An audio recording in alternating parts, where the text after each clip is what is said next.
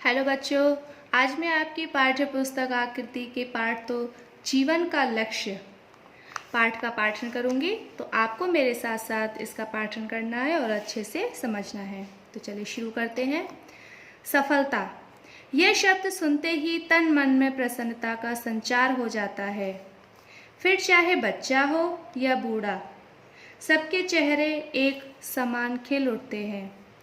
सफलता चाहे छोटी हो या बड़ी, उसकी कोई सीमा नहीं। सफलता स्वयं में अनेक प्रकार की खुशियों, उत्साह तथा प्रेरणाओं का संगम है।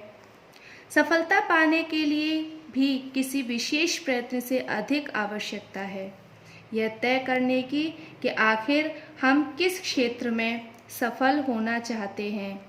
कमजोर से कमजोर प्राणी भी अपनी शक्तियों को एक लक्ष्य पर केंद्रित कर उपलब्धि प्राप्त कर सकता है। बालक अर्जुन का लक्ष्य भेद मशहूर है।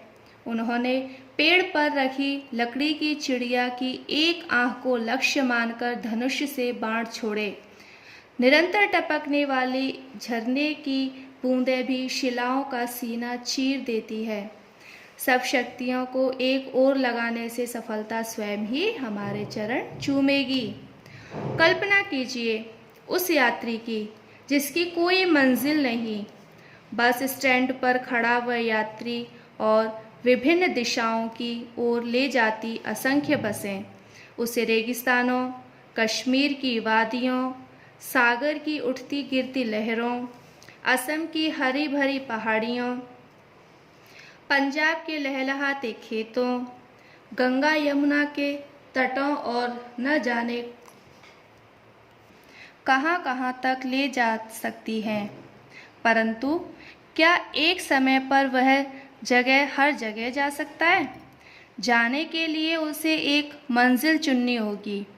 इसके अभाव में तो यह यात्री वहीं खड़ा प्रतीक्षा करता रहेगा और समय बीत जाएगा। जीवन की सफलता के लिए अपनी मंजिल का सही समय पर चुनाव अत्यंत आवश्यक है। प्रत्येक व्यक्ति की किसी खास काम में रुचि हुआ करती है। इस रुचि को पहचानने के लिए कभी कम तो कभी अधिक प्रयोग करना पड़ता है। कोई भी कदम उठाने से पूर्व आवश्यक विचार करना चाहिए कि आखिर हम चाहते क्या हैं, हमारा लक्ष्य क्या है। जब तक लक्ष्य साधा नहीं जाएगा, उसे पाना दूभर है। यह लक्ष्य भी रुचि के अनुकूल ही होना चाहिए। हर कोई अपने रुचि के क्षेत्र में ही अच्छा काम कर सकता है। कोई अच्छा लेखक हो सकता है या वक्ता। किसी की पेड़ पौधों में रुचि होती है तो किसी की अंतरिक्ष में विचरते असंख्य तारों में। कोई बड़ी बड़ी मशीनों को नियंत्रित करने में आनंद अनुभव करता है तो कोई रंग और कूची उठाकर चित्र बनाने में। अपने भीतर के व्यक्ति को पहचानना आवश्यक है। विश्व के सभी महान व्यक्तियों ने अपने अपने विशिष्ट गुणों को पहचाना और निखारा, तभी सफलता, यश, समृद्धि उनके कदम चूमने लगी। जीवन में सफलता पाने के लिए उसमें पूरी तरह डूब जाना जरूरी है। इसका महत्व नहीं है कि आप क्या काम कर रहे हैं, महत्वपूर्ण यह है कि आप उसे किस तरह का कर रहे हैं। दूसरे का मुंह ताकने वाले कभी सफल नहीं होते, पर सच तो यह है कि अगर आपको अवसर आपको नहीं तलाशता, आपको अवसर की तलाश करनी पड़ती है। प्रकृति हमें काम में जुटे रहने की प्रेरणा देती है। बहती हवा, डूबता उगता सूरज, बहती नदियाँ और झरने मनुष्य को सदैव आगे बढ़ते रहने का संदेश देते हैं, और जो इसी प्रकार जुटा रहता है, सफलता उसी के चरण चूमती है। लक्ष्य निर्धारित करते समय हमें योग्यताओं का भी विचार करना चाहिए। प्रकृति भी हमें यही सिखाती है। हर पदार्थ का अलग रूप, रंग है, गुण है। हमें वही करना चाहिए जिसे हम अच्छी तरह कर पाएं। कोई कवि बन सकता है, कोई अभिनेता, कोई वैज्ञानिक तो कोई खिलाड़ी। किसी की भी किसी अन्य व्यक्ति से तुलना नहीं की जा सकती।